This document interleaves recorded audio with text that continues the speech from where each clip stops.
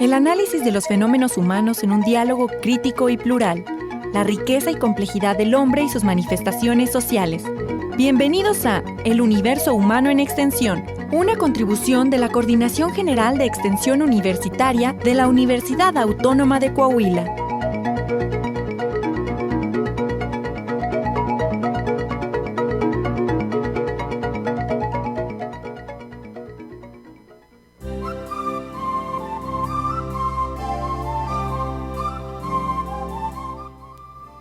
Hola, ¿qué tal? Muy buenas tardes. Bienvenidos a su programa El Universo Humano en Extensión. Esta es una aportación de la Coordinación General de Extensión Universitaria de la Universidad Autónoma de Coahuila. Escúchenos todos los viernes de 2 a 3 de la tarde en el 104.1 de frecuencia modulada. Les saluda su amigo Ernesto Duque Padilla. Y está conmigo también en el micrófono Zaida Morlet Villa. Muy buenas tardes, maestro, y muy buenas tardes a todo el auditorio que, como cada viernes, nos sintoniza por el 104.1 de Radio Universidad. Bien, como ya lo hemos dicho, en este espacio comentamos temas de interés y actualidad en la cultura.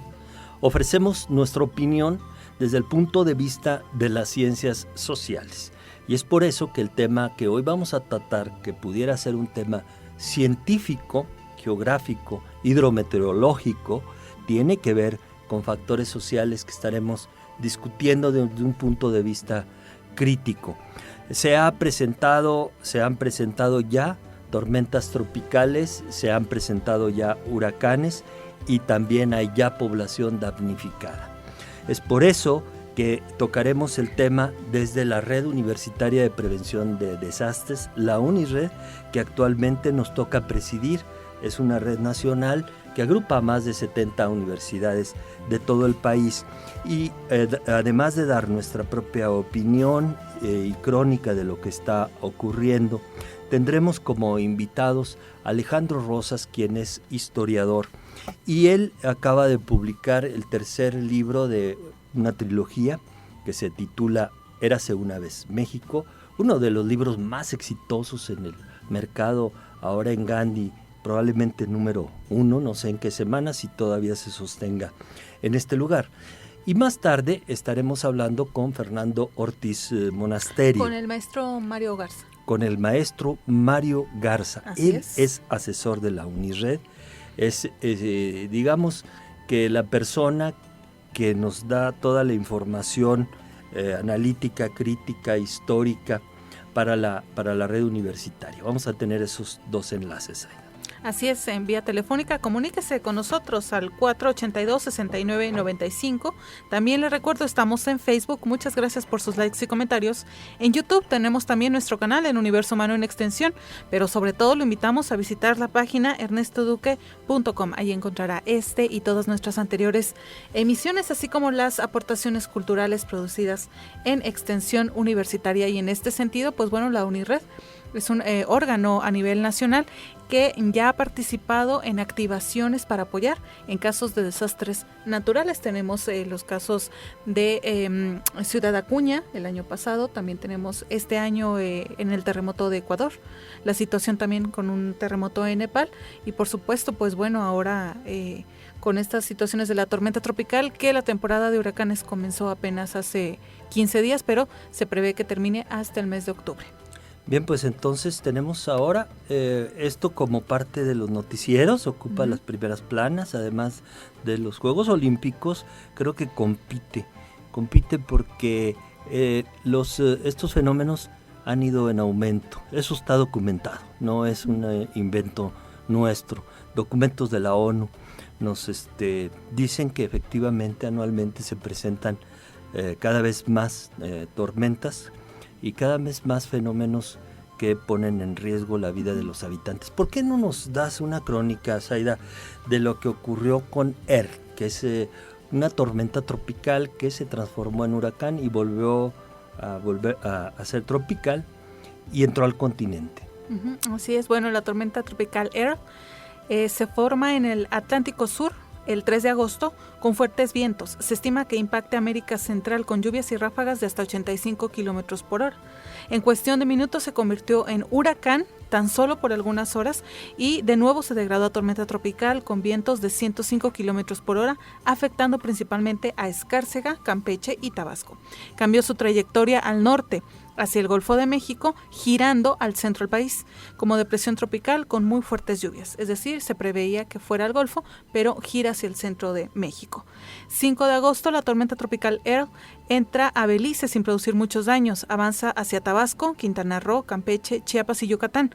Para el sábado cruza una parte del Golfo de México, retomando fuerza, impactando Veracruz, Puebla y el área metropolitana de la Ciudad de México con fuertes lluvias y vientos. El 8 de agosto, el meteoro pasó por Veracruz hacia Puebla. Durante el fin de semana causó daños materiales, deslaves y afectaciones. En Puebla fallecieron 28 personas por deslaves en la Serranía Norte. El municipio más afectado fue el de Huachinango, donde destruyó numerosas viviendas. Protección Civil del Estado de Puebla habilitó 2 albergues para atender a los damnificados, mientras que en Veracruz fallecieron 10 personas y se desbordaron los ríos Blanco y Jamapa, afectando a 32 municipios. Se contabilizan 1,200 damnificados en 5 albergues habilitados por Protección Civil. Paralelamente a la tormenta descrita, se ha formado la tormenta Javier, que se encuentra en el Pacífico con dirección a la península de Baja California. Durante la semana ha provocado fuertes lluvias en Colima y Jalisco, sin causar mayores afectaciones. 9 de agosto, la tormenta tropical Earl se disipó al impactar con la Serranía Norte de Puebla, en donde se elevó a 42 el número de víctimas. Hay muchas viviendas afectadas, sobre todo en comunidades asentadas en la sierra, dificultando el acceso a los cuerpos de auxilio y brigadas de apoyo. En Veracruz, el número de fallecimientos aumentó a 13. Se registran 35,000 damnificados en 15 refugios temporales que ya han sido habilitados por la Unidad Estatal de Protección Civil en los 32 municipios. Por otra parte, la tormenta tropical Javier se degradó a depresión tropical, dejando a su paso por el área metropolitana de Guadalajara un fuerte aguacero, inundaciones y daños menores. El martes tocó tierra en La Paz, Baja California Sur, con algunos chubascos y vientos ligeros. Para el 10 de agosto, después de los daños causados por la tormenta tropical Earl en Puebla, la UNIRED evalúa la posibilidad de activarse localmente la ayuda humanitaria para los refugios temporales. Bueno, ya hay 2 activaciones. Por una parte, la Ibero de la Ciudad de México. La Universidad Iberoamericana. La Universidad Iberoamericana. Nos informa Sofi Pared que ya se han activado en una colecta en la Ciudad de México. Y por otra parte nos informa Cristina Barragán del ITESO Guadalajara que han enviado ellos ya un donativo de 10,000 pesos del Fondo UNIRED de Desastres Ibero. Entonces no podemos todavía activar esto a nivel nacional por la magnitud del evento. Por eso nos estará hablando Mario Garza de cuáles son los criterios. En la UNIRED nos reunimos el Consejo Coordinador Nacional para evaluar los daños y el impacto. Esto yo creo que es el primer fenómeno en el año con esta magnitud, esperamos más.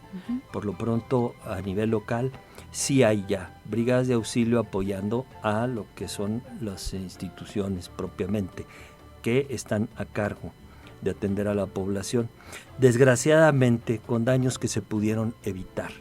Este es el tema que nos ocupa, porque el fenómeno no lo podemos alterar. Bueno, a largo plazo hemos influido con el cambio climático, pero esto también es una posición que debemos de analizar críticamente. Es prevenible hasta cierto punto. Por otra parte, en donde no hay gestión de riesgo suficiente, es en materia de ordenamientos territoriales y otras situaciones que tienen que ver con las políticas públicas. Y es por eso que entonces encontramos poblaciones vulnerables en las costas, en las laderas, a un lado de los cauces de los ríos y las corrientes naturales efectivamente expuestas. Y esto es a lo que llamamos riesgo. Bueno, ¿qué te parece si vamos entonces a escuchar algunas cápsulas que se producen en UNIRED para regresar con nuestra entrevista a la Ciudad de México con Alejandro Rosas, autor del libro Érase una vez México? Muy interesante la aportación que realiza la UNIRED para sobre todo la promoción de la prevención. Vamos a escuchar en este primer corte las cápsulas informativas. Regresamos. Recuerde la línea de comunicación 482-6995.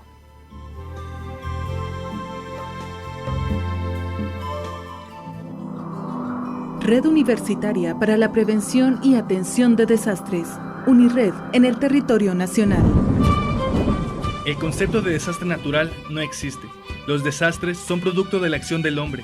Es decir, los desastres pueden ser de origen natural o humano, pero todos los desastres son una construcción social de riesgo. Por una cultura de prevención de riesgos. Comité Lobos al Rescate. Presidencia UNIRED. Universidad Autónoma de Coahuila. Red Universitaria para la Prevención y Atención de Desastres. UNIRED en el territorio nacional. Una de las características del cambio climático es la formación de fenómenos hidrometeorológicos extremos. Es decir, en aquellas regiones del planeta donde llueve poco, causará serias sequías, y las regiones donde llueve mucho, causará graves inundaciones. Por una cultura de prevención de riesgos. Comité Lobos al Rescate. Presidencia UNIRED. Universidad Autónoma de Coahuila.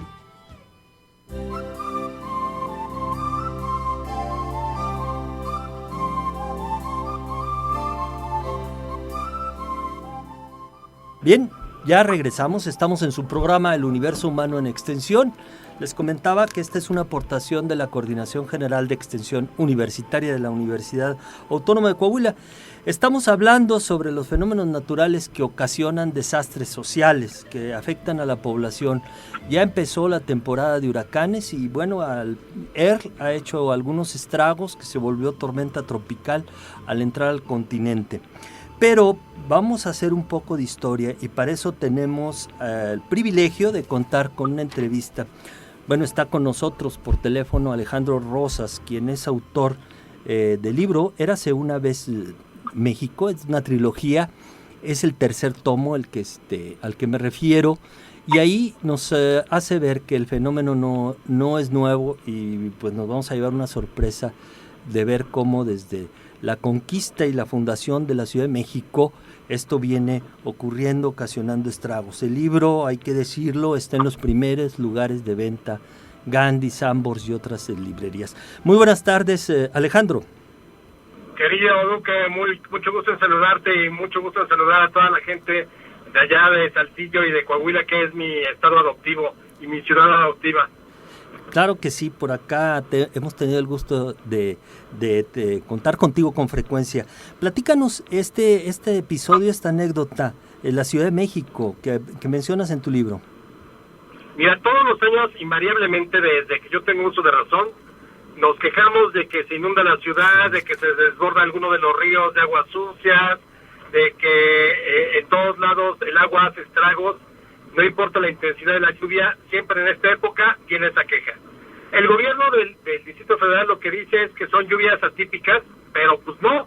O sea, son lluvias atípicas si fuera una vez cada 100 años, pero si tú ves los registros, llueve muchísimo en este lugar del Valle de México, porque aquí en algún momento de la historia hubo un...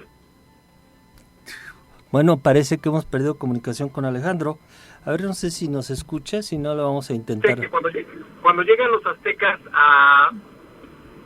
aquí al Valle de México, ellos venían de una isla que era Aztlán. Ajá. Y llegan a otra isla que es donde van a fundar Tenochtitlan. Sí. Entonces, los aztecas jamás tuvieron... Estamos teniendo problemas con la comunicación, por ahí no sé si nos escuchas, Alejandro. Se corta un poco la llamada. ¿Sí me escuchas tú? Inmenso, o sea, no se le veía la otra orilla. El lago. Entonces, ajá. El lago, sí. Entonces los aztecas lograron perfectamente convivir con el lago. Hicieron su ciudad con calles de agua, con calles de tierra, con diques, de todo que en ningún momento de la historia de Tenochtitlan se inundó por cuestiones naturales, pero sí por malas decisiones de algún tlatoani, como Ahuizotl, que un día pidió que le echaran más agua de las fuentes de Coyoacán y terminó inundada la ciudad y él murió en esa inundación. Pero fuera de ahí, los aztecas muy bien con el lago, convivían como se convivía en Europa con las ciudades. Es decir, tú vas a París y está el Sena, tú vas a Londres y está el Támesis, tú vas a Austria y está el Danubio. O sea, todos los pueblos aprendieron a vivir con su entorno húmedo, lacustre. Y entonces, ¿qué sucede cuando llegan los españoles? A los españoles no les importaba el agua, lo importante para los españoles era la tierra, y entonces se echaron una puntada. Ahí sí, yo que soy de los que nunca pienso que hay que atribuir nuestros problemas actuales a la conquista, al menos yo creo que sí es el único. A los españoles se les ocurre la brillante idea de ¿por qué no desecamos todo el lago? Y entonces empezaron a sacar el agua del lago, a secarlo. O sea, verdaderamente una cosa que parecería increíble e ilógica, pues los españoles lo empezaron a hacer desde principios del siglo XVII, y esa obra se llevó prácticamente 3 siglos, la termina Porfirio Díaz. Entonces, de pronto, en 3 siglos ya no tenemos lago. Todavía, imagínate, todavía en el siglo XIX había compañías de barcos de vapor que te llevaban a recorrer el lago, así como lo hacen en el río Mississippi los barcos de vapor, así lo hacían aquí en México. Barcos de vapor, efectivamente, eso en el siglo XX. Exactamente, no eran canoas, no eran lanchitas, barcos de vapor todavía en la segunda mitad del siglo XIX, surcando lo que quedaba del lago. Pues obviamente termina toda esta época y terminan de desecar el lago, lo lograron, y viene la otra parte a la que sí hay que echarle la culpa más reciente. El gobierno que surge de la revolución nunca tuvo una planeación para el crecimiento de la Ciudad de México. Y entonces se le hizo muy fácil, pues sí, a aprovechar el espacio que había quedado en el lago para aceptar vía corrupción asentamientos irregulares. Entonces se crearon muchas colonias que no tenían, y no tienen incluso en algunos casos, ni los servicios, ni agua potable, ni luz, ni nada. Por ejemplo, lo que fue Valle de Chalco o Ciudad de Nezahualcóyotl, así nacieron. Pero obviamente se construyeron donde había un lago. Entonces, todos los años, evidentemente, Valle de Chalco, Ciudad de Nezahualcóyotl, lo que es Iztapalapa, se inunda porque la naturaleza busca el lugar que le correspondía desde hace miles de años. Y por si fuera poco, no nos bastó con secar el lago, sino los gobiernos de los años 50 y de los 60 decidieron que era muy buena idea crear lagos de asfalto, y entonces las principales avenidas para automóviles de la Ciudad de México se construyeron sobre los ríos que corrían, que eran 15 o 16 los que corrían por la Ciudad de México: Río Consulado, Río Mixcoac, Río Churubusco, Río San Joaquín, Río La Piedad. Son las 5 avenidas importantes de la Ciudad de México. Pues obviamente nos vamos a seguir inundando hasta el fin de los tiempos, porque donde había ríos y donde había un lago, hoy hay asfalto, hoy hay casas. Y si a eso le agregas el calentamiento global y los estragos que evidentemente se ha producido en el mundo, y que lo vemos con mucha frecuencia en términos de huracanes y de tormentas tropicales, pues realmente estamos fritos, porque aquí no hubo una planeación para crecer y decidimos construir una ciudad acabando con el entorno lacustre. Pues muy interesante, Alejandro, de veras una verdadera sorpresa. Entonces, en conclusión, quisieron de secar el lago y lo acabaron defecando, ¿no? Claro, porque además para los españoles lo que importaba era la tierra, no les importaba el agua. Entonces, y hubo muchas inundaciones en la época colonial. La peor fue la de 1629, que duró la ciudad inundada bajo agua 3 años. Y de hecho hay imágenes en los museos, el Museo Nacional de Arte y otros, donde ves las procesiones en canoa, las procesiones que iban del centro de la ciudad hacia la basílica para pedirle a la Virgen que por favor se llevara el agua. Pero 3 años estuvo inundada la Ciudad de México. Ahora, la gente se podría preguntar, ¿pero por qué no fundaron la ciudad en tierra firme? Y ahí sí creo que Cortés tuvo una lógica muy política. Ajá. O sea, Cortés no podía dejar lo que era la isla donde estaba Tenochtitlan sola y fundar la Ciudad de México en otro lado. ¿Por qué? Porque ese lugar donde estaba Tenochtitlan se iba a convertir en un foco de resistencia, en un bastión moral, y entonces por eso tenía que fundar la nueva ciudad sobre los restos de la vieja ciudad prehispánica. Como hicieron con los templos. Exactamente. De hecho, buena parte de las primeras casas del siglo XVI y de los templos religiosos católicos se construyeron con los restos del templo mayor y de otros templos. Ahí sí no había vuelta de hoja. Lo que pasa es que los españoles nunca se preocuparon por el agua, se les inundó cualquier cantidad de veces la ciudad, pero por su propia responsabilidad, porque ellos vieron a las aguas como enemigas. no como algo con que convivir. Bueno, Alejandro, nos estás dando un ejemplo histórico de lo que está ocurriendo y va a ocurrir. Es un análisis muy interesante y seguramente poco conocido para la mayoría de los mexicanos. Sí, desde luego, porque nunca nos ponemos a pensar qué había aquí, y generalmente sí hay una mala planeación urbanística, eso sin duda. Ya no vamos a poder rescatar el lago, eso es un hecho también, ni los ríos. Entonces, pues, obviamente estamos pagando las consecuencias de malas políticas públicas, de mucha corrupción, porque te digo, mucho lo que acaba de suceder en Puebla y en Veracruz, uno puede decir, bueno, fueron fenómenos naturales, ¿por qué echarle la culpa al gobierno? Discúlpame, el gobierno tiene la culpa porque por la corrupción acepta que la gente se asiente en zonas irregulares, en barrancas, junto a los cerros, a los costados de la ribera de los ríos que están secos. No sé si te acuerdas, hace algunos años, ahí donde, en el paso que está totalmente seco en Monterrey, que une casi toda la ciudad, creo que el río Santa Catarina, ¿no? Sí, no sé sí, si el río Santa Catarina, efectivamente sí. Es el río Santa Catarina, así es. Había estado seco durante, ¿qué te gusta?, 30, 40 años, y un día pues, a la naturaleza se le ocurrió que quería llover mucho, y bolas, se llevó casas, se llevó, y todo por los asentamientos regulares. Ahí tienen la culpa los gobiernos, porque por corrupción permiten esos asentamientos. Se pueden evitar, claro, si tuvieras una planeación urbana y no fueras proclive a la corrupción. Pues ahí tienen la opinión de Alejandro Rosas, quien está en la Ciudad de México, autor de Érase una vez México. Alejandro, te agradecemos mucho este enlace. Querido Ernesto Duque, te mando un abrazo a tus colaboradores y al público allá en Saltillo que nos está escuchando, con todo mi cariño como siempre, y es un placer hablar contigo. Pues muchas gracias. Gracias, nuevamente. Alejandro Rosas, que tenga muy buenas tardes. Un saludo, gracias. Hasta luego, estaremos viéndonos pronto. Sí, claro. Y es que en ese sentido hay una serie de factores que contribuyen al impacto o a las consecuencias en mayor o menor medida. Tenemos una serie de conceptos que es una fórmula matemática muy sencilla. Amenaza más peligro más vulnerabilidad da un igual de riesgo. De riesgo. Bueno, pues regresaremos después del corte para ahondar este tema. Claro que sí. Y vamos también a recibir otra entrevista ahora con Mario Garza, asesor de la UNIRED. Vamos entonces al corte institucional de la media hora.